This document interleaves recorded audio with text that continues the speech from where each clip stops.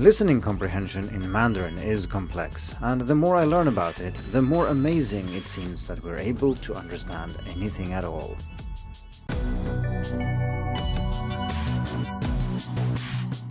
Hello and welcome to the Hacking Chinese podcast. In this week's episode, we are going to continue moving beyond tīng, dǒng and explore why it is that we don't understand some things in Chinese sometimes and what we can do about it. In last week's episode, I talked about listening comprehension in general, and that episode was an introduction to the series, so I strongly recommend that you check that episode out before you listen to this one. Today, the focus will be on what's called bottom-up processing, so that is essentially extracting meaning from the sounds that we hear. And like I said last time, it might seem to some of you that this is actually what listening is, but there is more to it than that. We also need to make use of things we have stored in our memory from before, from prior knowledge and our understanding of the situation and so on. So listening ability is not just about extracting information from sounds, but that is where we will start today. A good analogy for bottom-up and top-down listening, to keep track of what we're talking about here, is that bottom-up processing is a bit like creating the bricks necessary to build a house and then assembling these bricks in a way that makes sense and actually results in a building you can use and live in and so on, something that makes sense. So it's called bottom-up processing because we start at the lowest level with the individual sounds and features of spoken language, and then we construct upwards towards the higher levels of understanding and interpretation. Top-down processing then is the opposite. You start with prior understanding and an interpretation of what's going on, and you then use this to understand what someone is saying at the moment. Naturally, both these processes are going on all the time, so you can't just use one of them and you can't rely on just one of them to understand something. Both are crucial, but you can focus on one or the other, which is of course also what we do in this series, where we talk about bottom-up processing first. For those of you who want to read more or just check the references, I have put those in the written article on Hacking Chinese. In general though, the model that I'm using here is from Vandergrift 2011. Naturally, in this episode, I'm going to skim over some things that aren't as important for us as language learners or language teachers. For example, I will not say that much about the anatomy that allows us to take sound waves in the air and convert them to nerve signals, and I won't say much about the neuroscience involved either. I am going to focus on 3 steps though, and these are perception, parsing, and utilization. These steps interact with each other and they are presented in a bottom-up order here. So perception is the lowest level, and then we have parsing, and then we have utilization. And if you want a visual representation, I've adapted one of the graphs from Vandergrift in the written article on Hacking Chinese, so you can check it out. So let's talk about these briefly first before I go into each in somewhat more detail. So perception is about identifying cues in the spoken language which are relevant for Mandarin. So, for example, we can use tone height and how it changes over time to identify tones, or other acoustic features to identify initials and finals. Other things we recognize from other languages, such as pauses, intonation, and so on, although these things differ somewhat between languages too. Step 2, parsing, is about connecting the speech sounds identified in the perception step to meaning of words stored in long-term memory. The meaning of these identified words is then activated and stored temporarily in our working memory, and these then could be said to be the building blocks that we need to fit together to make a meaningful whole. And then in the third step, utilization, that's where understanding of the spoken language occurs. So words, expressions, and structures that we identified in the parsing step are then combined into a meaningful whole, which also involves matching what we hear and what we know, expect, and think about the situation, enabling us to interpret and understand what's being said. So now that we know roughly what's going on, let's have a closer look at perception, which is then about identifying speech sounds. Perception begins by paying attention to the spoken language. And while we can hear things we don't actively pay attention to, listening requires attention. This might seem obvious, but exactly what we pay attention to is important because different parts of the brain are activated depending on what we pay attention to. And in general, we're better at perceiving things that our brains are primed to hear. The challenge when learning a new language is that there is so much information contained in the spoken language that it's impossible to process it all. While we don't need to consciously know what makes a third tone, or what makes a second tone, our brains need not just the data to build a model to accurately determine which is which, we also need to identify what cues are important and which are not. For example, we all know that Chinese tones are about tone height, so we have a high, rising, low, and falling tone. However, people's voices are also different, so children have higher voices than women, who have higher voices than men, and yet we can still learn to figure out that a man's high tone might actually be lower than a child's low tone. In addition to this, there are also other characteristics of tone that aren't related to pitch at all, but I will cover these in a separate episode later. There are also many other features that can be difficult to master for second language learners, and one of the most important ones is aspiration, or the puff of air that follows initials such as P, T, K, C, C, H, and Q in Mandarin. This is the main feature that separates these initials from the other initials, so that would be B, D, G, Z, Z, H, and J, for example. And yet many learners struggle to hear the difference and will often mess up the pronunciation as well. So to illustrate the difference here, I'm talking about the difference between, say, ba and pa, so the second one has aspiration and the first did not, or ga and ka, which have the same relationship. So there is much information that we need to pay attention to be able to identify words correctly, but there's also an awful lot of information in spoken language that can and should be ignored. And the problem is often that something that we have learned to ignore in our native language might actually be very important in Mandarin. So for example, most native speakers of English don't think of the P in a word like pin as being different from the P in a word like spin. But they are different sounds, and in some languages, including Mandarin, this difference is very important. And this is about aspiration, as I just explained. Beyond that, each individual speaker also has certain characteristics, and there are an infinite number of minor variations in pronunciation that aren't important, but still is present in the input, so it's something we have to deal with. And teaching the brain to attend to the right cues and ignore the rest takes lots of exposure.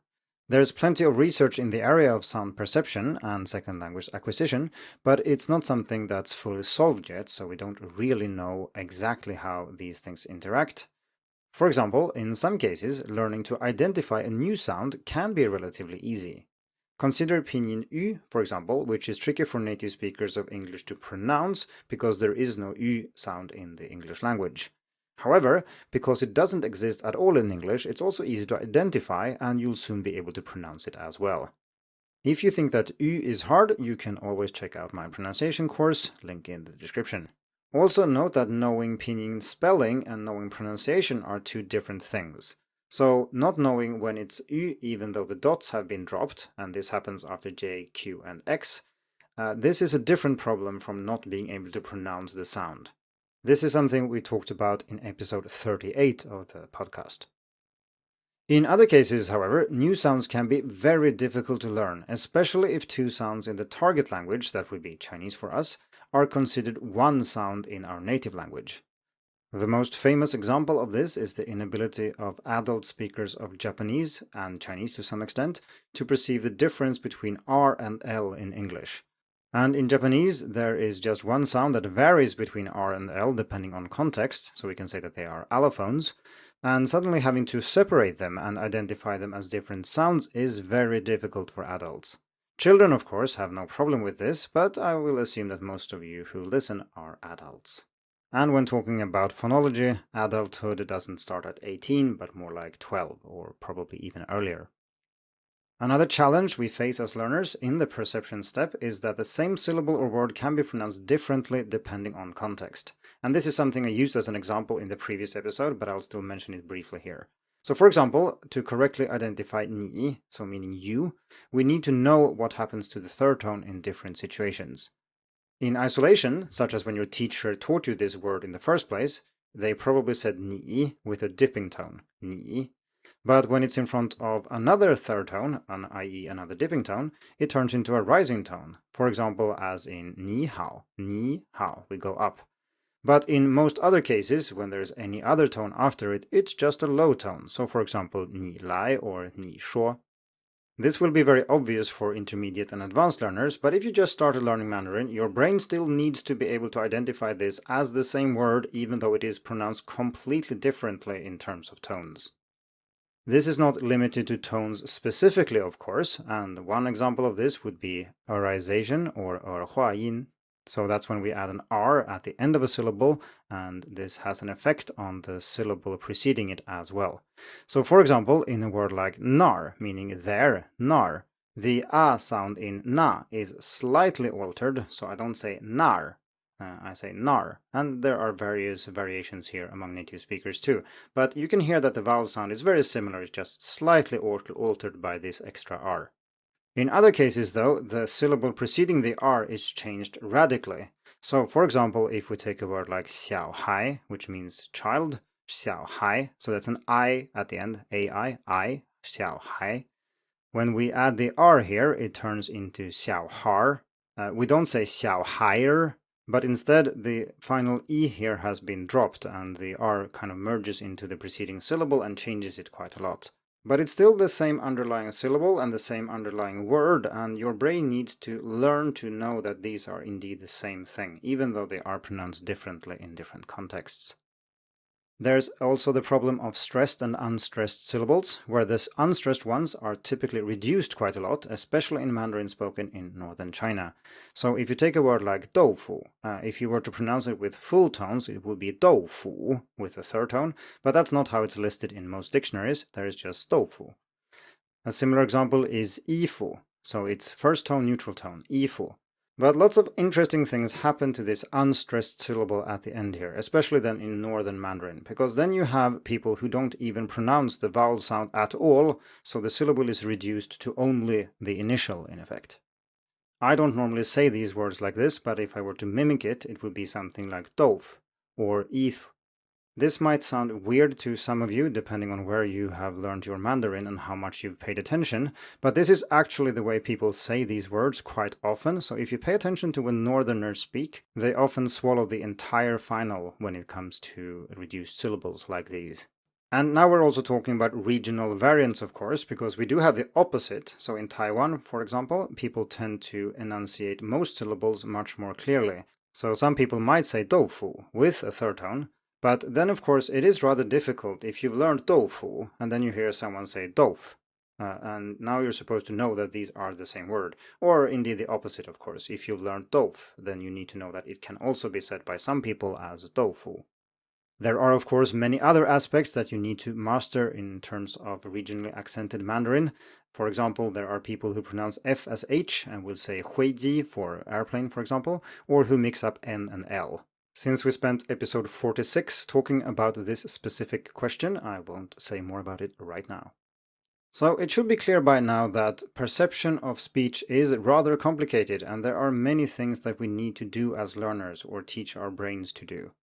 This means that building proficiency takes extensive exposure to spoken Mandarin, preferably from an ever-increasing diversity of speakers over time. In the beginning, you'll find that you can understand some people, maybe only your teacher, but that's a good start. But then after that, you do need to diversify your listening so that you're able to understand a larger variety of people. And of course, the more variation you are exposed to, the easier it will be to absorb and understand new varieties you haven't encountered. As usual, I'll put some links in the notes to articles I've written about these specific issues on Hacking Chinese. As if that didn't sound complicated enough, that was just step 1 of the process. But let's move on now to step 2, which is parsing, or how we go from speech sounds to meaning. So in parsing then, the main goal is to associate the spoken forms of words to their meaning, which we have hopefully stored in our long-term memory in advance. And if we haven't done that, or if our recall is too slow, this step will fail and we will need to rely on other methods to figure out what's being said, but more about that later. If you're a beginner, it's likely that you will only be able to correctly identify a few words in an utterance, and this is not just because you don't know enough words, it's also because parsing takes time. With more exposure to the language and more practice, the process is sped up and automated, and you will be able to identify larger chunks, not just individual words, which makes the process more efficient. Listening more than once will also enable you to identify words you didn't have time to deal with the first time. Listening to a foreign language, I think, is a good illustration of the limited capacity of our working memory. It's hard to specify a certain number of units that we can hold in working memory, but I think most of you will have heard about the 7 plus minus 2 popularized by George Miller in 1956, but the actual number is probably even lower than that. This is where chunking comes in, because if you think of each word as a unit, you can quickly realize that 7 plus minus 2 doesn't really get you very far. Most sentences contain more than 9 words, and so how are you supposed to be able to keep everything that's been said in memory while also listening to the next sentence and putting everything together? That clearly doesn't work. With practice, though, you don't need to think of words as individual units, but you can chunk them together into groups. You can form, for example, phrases or longer clusters of words that are then treated as one unit. But this does require a lot of practice, and it requires you to have heard these words or phrases many times. This can be easily seen in the repeat after me exercises that some teachers love. I remember one teacher in Taiwan during my 3rd semester of learning Chinese who said long sentences and then expected us to repeat them after her verbatim without referring to any notes at all.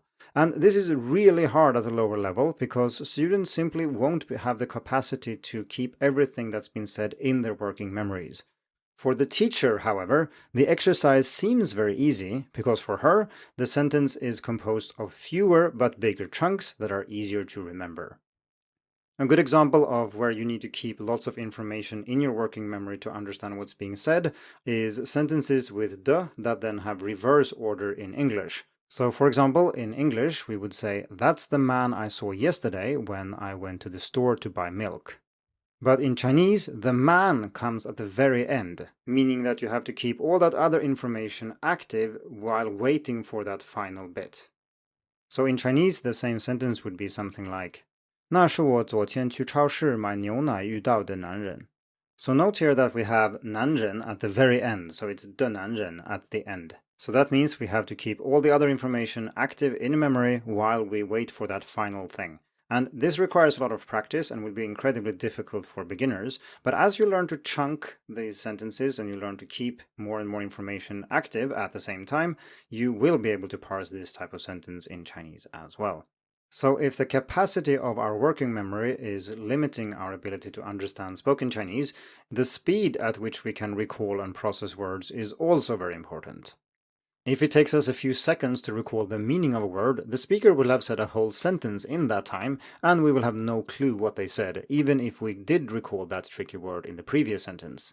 This is an issue I have discussed in an article called Chinese Listening Strategies Improving Listening Speed, so here I will let it suffice to say that you have to listen a lot to get faster at listening. It's not enough to just know the words, you need to know them really quickly. Finally, we might also struggle with parsing for the more obvious reason that we simply don't know the word. So even if we could identify the tone, initial, final, and so on, to the point where we could write this down in pinyin if somebody asked us, that doesn't help much if we don't actually know what this word means. For more advanced learners, there is still hope because we can rely on a deeper layer, namely that of smaller units in the language, morphemes, which are typically single-syllable words, single characters in the written language.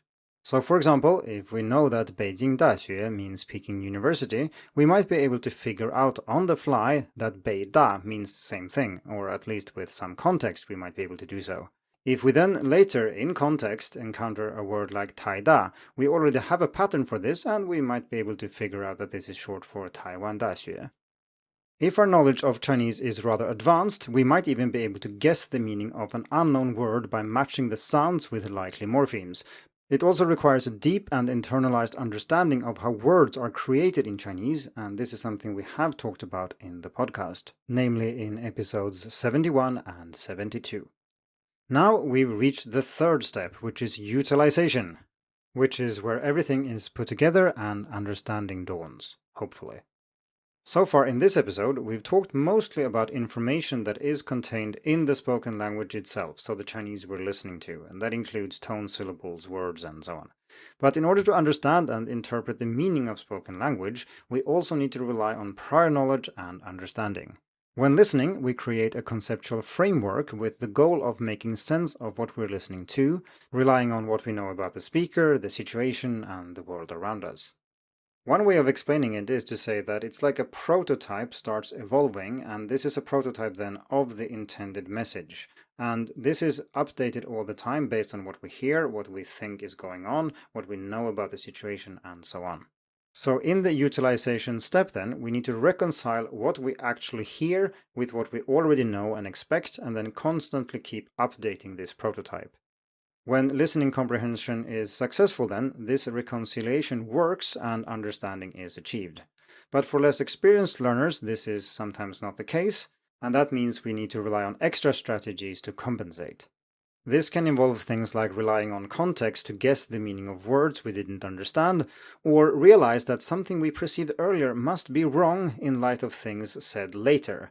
So in the previous episode, I used the example of realizing that there must be something wrong with the blueprint we have if there is a room without a door, for example. Unfortunately, these strategies require a lot of cognitive resources that we typically don't have as less experienced listeners, because we use all that capacity to process the language itself. But as you become more advanced and you focus more on these strategies, you will be able to use them more successfully. Utilization is really important because it's possible to succeed with the first two steps, so those were perception and parsing of course, but still fail with utilization. For instance, I think all learners have experiences where you understand the words someone is saying, but you still fail to understand why they are saying them or what the intended message actually is.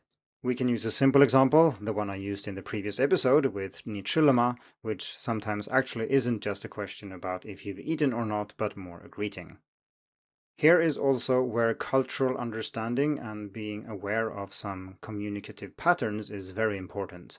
Because if you just take everything Chinese people say at face value, you will misunderstand a lot. And of course, this is not limited to Chinese people. If someone learning English took everything an English speaker took at face value, they would also misunderstand lots of things. So this is cross-cultural. A rather well-known example of this is that saying no in Chinese doesn't always mean no, but it can just be a polite way of saying yes. And if you really want to know, you might have to ask more than once. And this means that if you always take someone saying no thank you in Chinese to actually mean exactly that, you are likely to miss the intended message quite often. So as we have seen, utilization is not just about the words and patterns that we have identified, but it's also about prior knowledge about a whole host of things. This knowledge is needed to understand and interpret not just the literal meaning of words, but also the intended message behind them. This is indeed what top-down processing is all about, and instead of starting from the smallest unit and building up, top-down processing then goes in the other direction, and it starts from what we already know and do understand and expect, and then that will help us to utilize, parse, and perceive spoken Mandarin. And that's what we're going to talk about in the next episode in this series, which will be in a few weeks, so there will be room for some other episodes focusing on other aspects of learning Chinese in between. Because, as you have probably realized by now, I think that this is very interesting and fascinating, but even if listening comprehension really is important, there are more things to learning Chinese than that. Thank you for tuning in to the Hacking Chinese podcast. If you like this episode, please share it. More information and inspiration about learning and teaching Chinese can be found at hackingchinese.com. See you in the next episode, and until then, good luck with your studies.